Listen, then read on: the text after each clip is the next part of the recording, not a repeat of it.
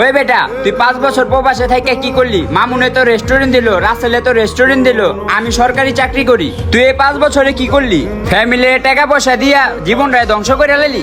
বন্ধু, এখন কি যে করব, নিজের কাছেও কোনো ক্যাশ নাই যে ব্যবসা বাণিজ্য দিব, পুরোই নিঃস্ব হয়ে গেছি।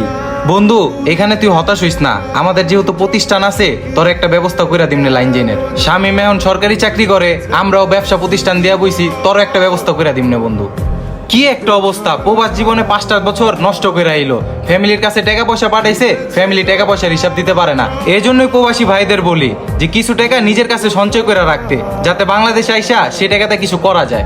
শুধুমাত্র ফ্যামিলির চিন্তাই করেন না, নিজের চিন্তাও করেন। এই ভিডিওটা প্রবাসী ভাইদেরকে মেনশন করে বানানো হয়েছে।